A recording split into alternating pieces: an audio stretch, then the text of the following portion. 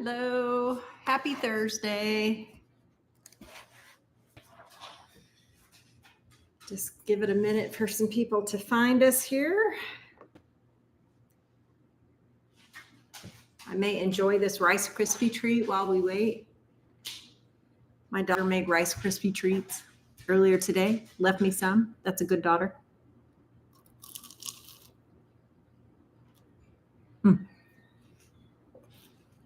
Good stuff. Hey, Sister Kim. Don't you wish you had a Rice Krispie treat?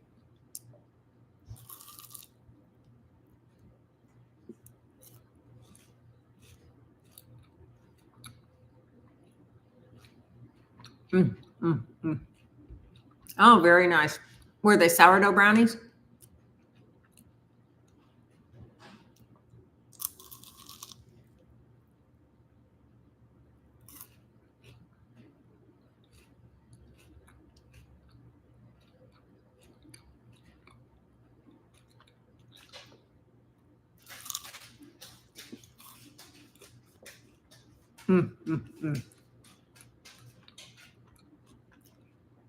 Just a couple more bites when we get started.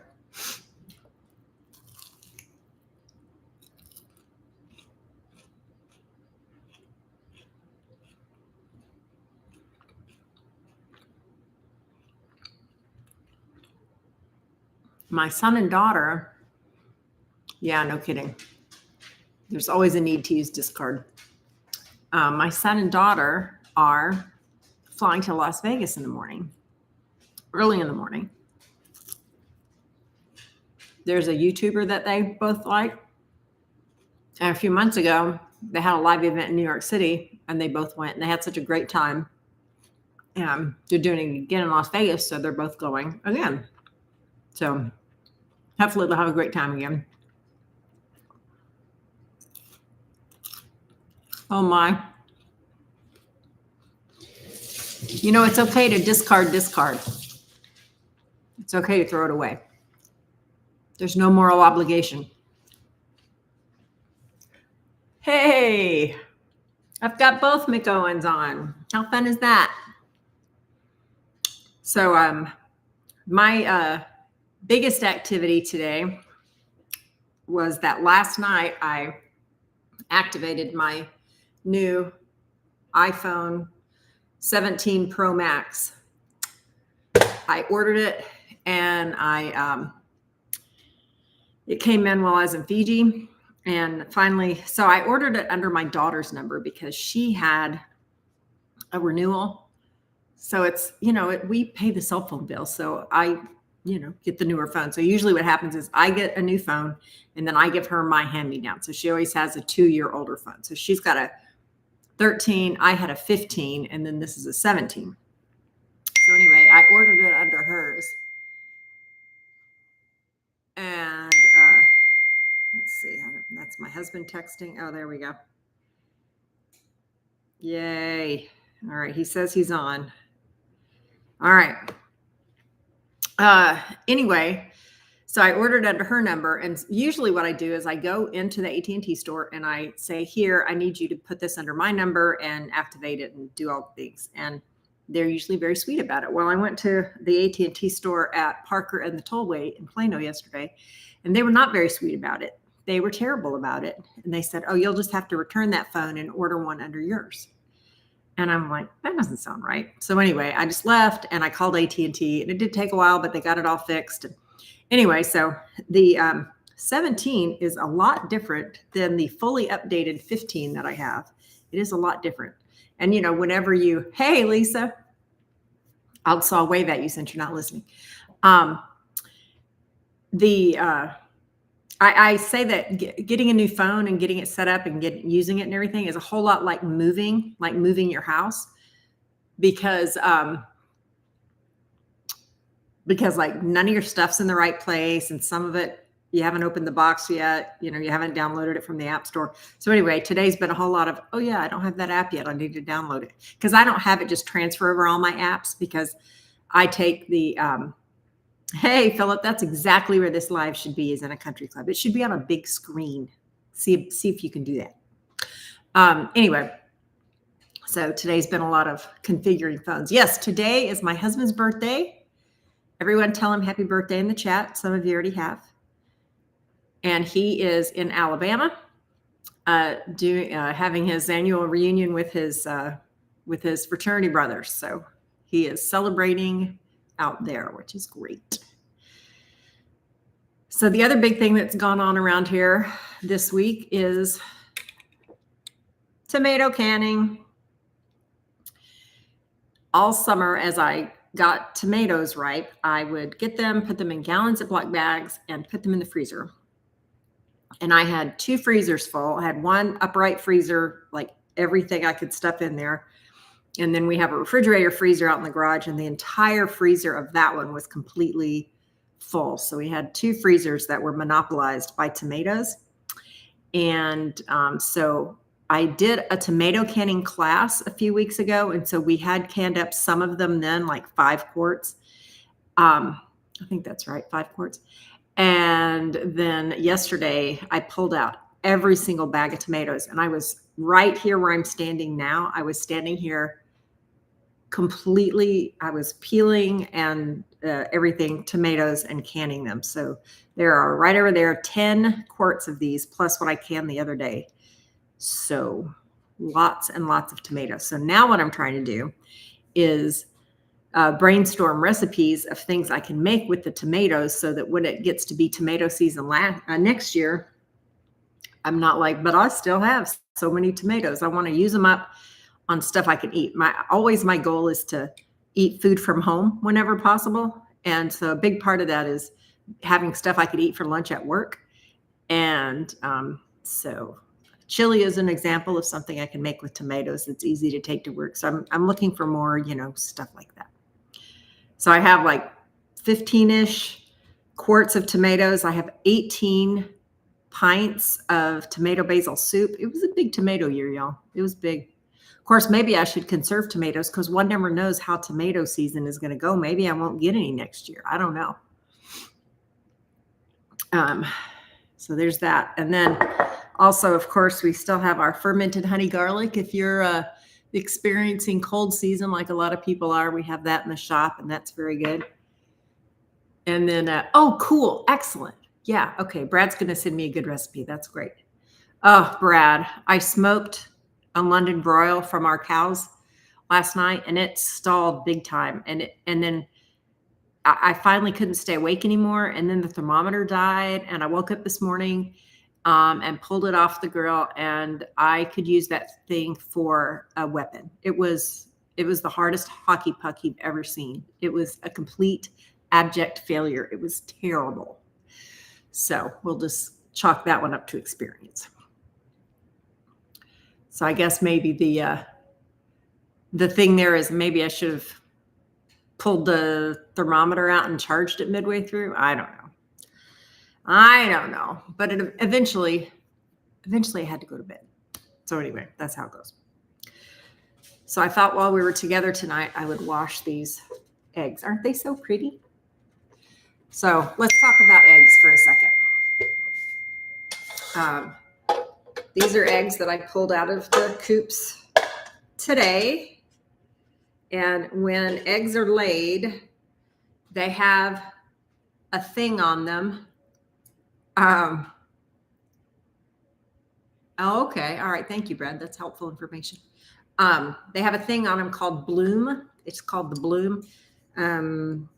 Yesterday when I was out there, I got an egg, like the chicken had just gotten off of it. Like they just laid it, got off of it. And the bloom was still shiny. When it's first laid, for one thing, it's a lot hotter than you think it would be because the body temperature of a chicken is pretty high.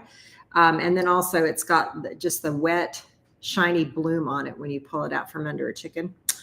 Anyway, so the bloom is intended to seal up the shell so that it preserves the egg and keeps it from rotting. And so I could leave these eggs just right here in the bucket for several weeks, right on the counter, and they would be fine. If I went to go have eggs, I would just pull out a couple, wash them right then, and use them.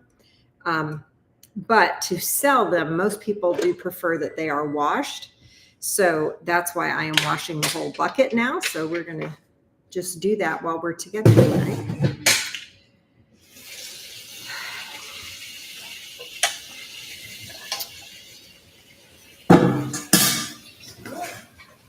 I got out to the farm this morning. My big 900-pound gorilla that I wanted to get done on the farm today was so there's mites that are pests in the beehive, varroa mites. And part of taking good care of your bees is keeping their mite numbers down, because mites are, how distracting is that water? Is it too loud? Anyway, mites spread disease from one colony to another, viruses, funguses, it spreads all kinds of things thank you, Kim, in the beehive. And so you want to keep the mite numbers down, especially this time of year as we're heading into winter, because right now the population in hives are declining by design. And I usually do like lukewarm water. Cool water is fine too, though. I'll talk about the process of washing them here in just a second.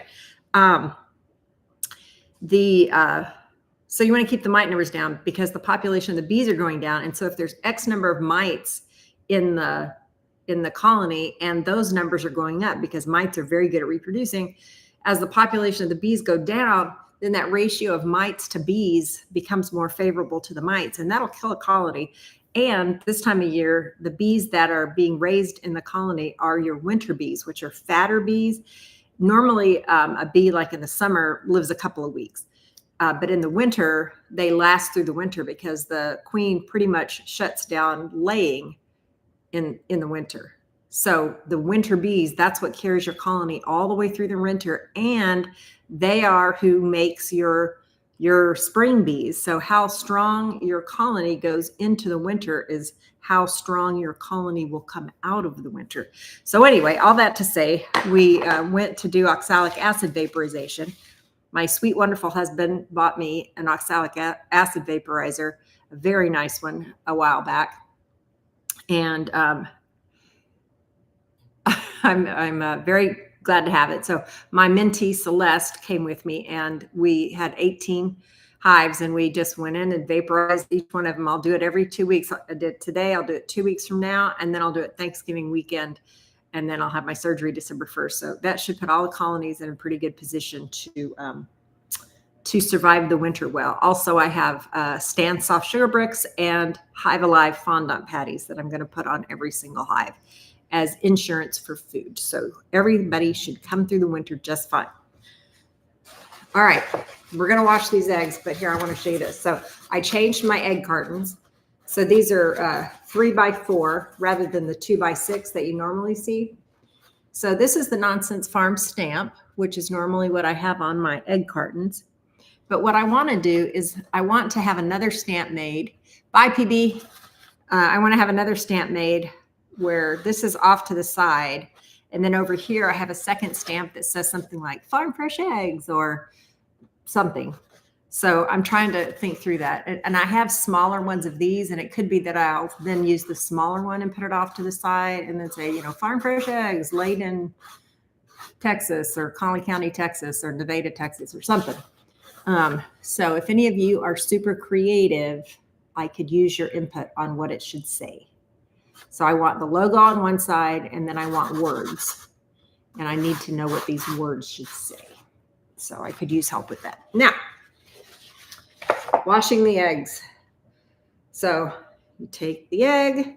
Here, let's see if I can make it to where you can see the sink. Okay, there, you can see the sink. There's my husband's cup, because we know husbands leave cups everywhere. And you just rinse it under the water. And when you first start rinsing, it feels slimy. And then as you just rub it, you feel the slime go away.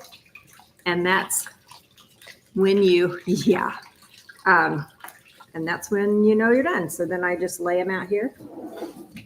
If I were having, that one's cracked. So I'll save it for the dogs. See? Yep, that'll go on the dog food. If I were having eggs just for my own consumption, I wouldn't wash them until I was about to use them. But again, since I'm selling them, most people do prefer them washed. Every once in a while, I'll get somebody that says, oh, I'll take them unwashed. But usually if they buy them out of my inventory, I don't put them in inventory until they're washed. So yeah. So yeah, my sister in the comments there, her dog got into her chicken coop and killed one of her chickens. She has her chickens at her house, whereas mine are out at the farm. Oh, speaking of the chickens, I got out to the farm today to go do the OA vaporization. And I drove past the chicken coops and the door to one of the coops had come off. It was completely off. 4, 5, 6, 7, 8, 9, 10, 11, 12. And it's, you know, I can build a coop-ish, but you know, I'm not the best at it or anything. So anyway, that's pretty much standard for my construction abilities. So the chickens from that coop, see, I have the 2 completely closed coops, and then I have it surrounded by a electric fence, because since I'm not out there every day, I need them to be doubly protected.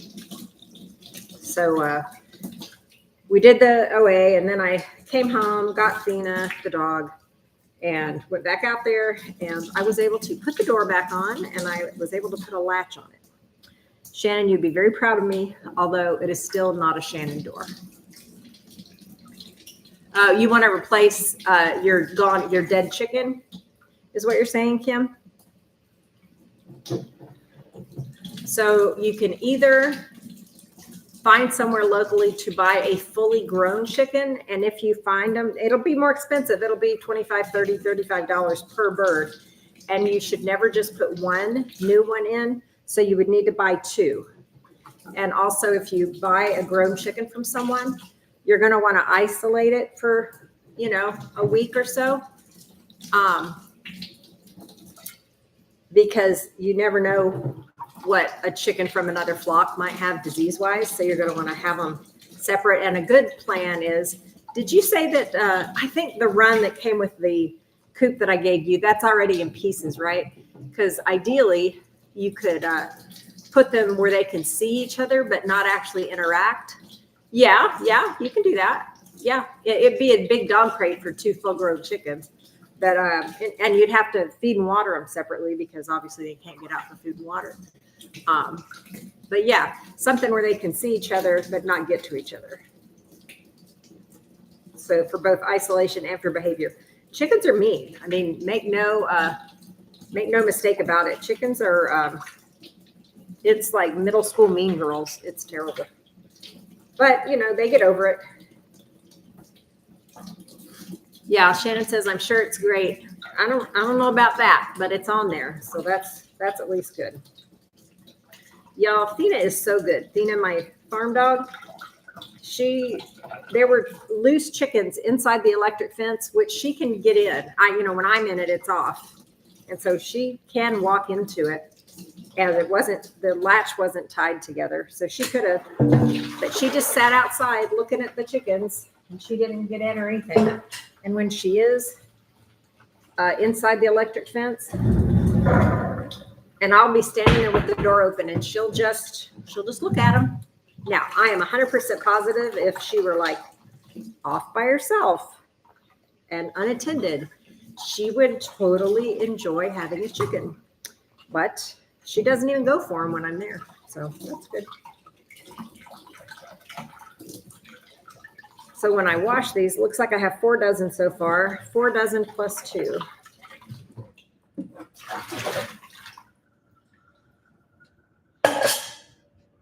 I will then go on the back end of my website and add the inventory, and then I will put a post on my neighborhood Facebook group that there's eggs for sale, and then people will come and buy them. Why will she not go near them now, Kim? What did you do?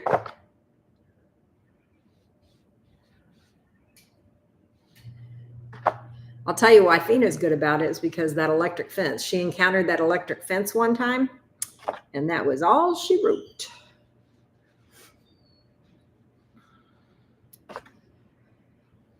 So tomorrow, okay, got it. Tomorrow, one of my prime directives is in this freezer, I have a ton of blackberries still for blackberry season. So I want to get all of those blackberries out and make jam and or blackberry syrup. And what the blackberry syrup will be for is blackberry kombucha. I've been making kombucha for a long time. And what I'm playing with now is getting my process down so that I can make kombucha to sell. Because under the new cottage food laws, kombucha is something that you can actually sell if it's made in a home. So that's cool. And so what I'm toying with right now is, so there's two things about my homemade kombucha that I think wouldn't be attractive to consumers. And y'all can confirm or deny this. But for one thing, for instance, when I make elderberry kombucha, I just put dried elderberries in there for the secondary fermentation. And then, so there's actual rehydrated elderberries in there when it's done. And so then I just pour it in and just drink around the elderberries or pour it through a strainer. But I don't think a consumer wants to do that. I think they don't want to drink around elderberries. So I'm toying with things that, things like a syrup that don't put objects in your kombucha. And then the other thing is, I like it super fizzy. To me, that's the fun of kombucha, is that it's carbonated. So it's kind of like a little stand-in for soda. And the problem is I carbonate it so much that then when I open it, like sometimes it explodes. Well, I don't think a consumer is going to like that very much. So with this batch, I burped them yesterday or the day before. And then I had one earlier today at lunch, and it opened really well, and it was still nice and fizzy, but it didn't explode at me. So I think I've got my bottle settled, and I'm trying to get my process settled. So my two flavors that I have made right now, this is blackberry from the blackberries that we grew. And then this is apple cinnamon. That's an actual cinnamon stick in there. I figure that's easy enough to drink around because it's one big thing. But yeah, that's apple cinnamon. It's very good. I already tried some.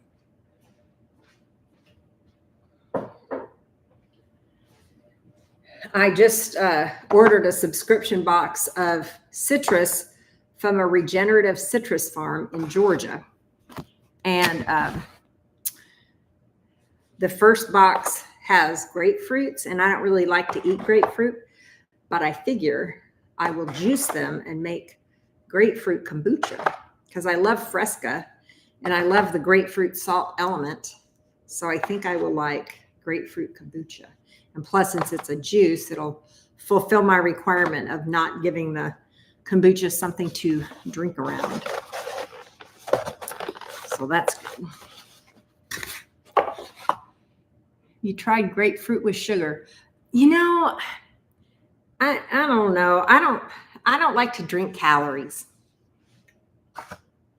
Now, when I make the grapefruit kombucha, I will have to add some sugar for the secondary fermentation because that's what the little things that make the carbonation, they have to have sugar in order to make carbonation. So I will do that. But as far as just like eating a spoonful of grapefruit with sugar on it, I don't know. Ooh, grapefruit with salt, that's a possibility. Maybe I'll do some experimenting when it gets here. I don't know when it's supposed to get here. All right. Isn't that so pretty? So pretty.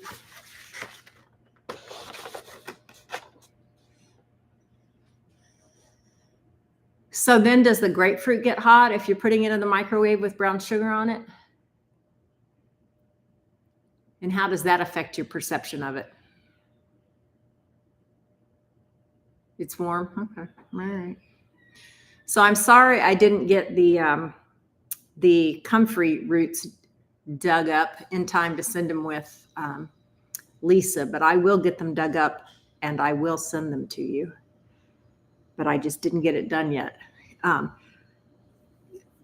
If you ever go to Fiji, jet lag going over is super duper hard, and jet lag coming back is super duper hard. It's super duper hard both ways. And there were, let's see, there were 4 of our advisors that were with Philip and I. I came back feeling not great. I had 3 advisors like actually ill coming back. Not, it isn't that Fiji made us sick. It's just, travel is hard. And they weren't even sick with the same things necessarily. So anyway, it's hard. It's hard on your body. It's a 13-hour flight and a 17-hour time difference. So it's a long way. All right. So we got our eggs washed. I think you know everything. I shot a video today. I shot a video yesterday about canning the tomatoes, so I'll be getting that up shortly. And I shot another video this morning about doing the oxalic acid vaporization. So I'll get that up. Tomorrow I'm going to be replacing one of the garden beds, and I'm going to be making jelly. So I'll shoot videos about that. And yeah, so stay tuned. When I travel on these long trips, it's the channel kind of takes a dive for a while because hard to put out content when you're not there. So anyway, thank you guys so much for joining me, so much. And I'll see you next time. All right, bye.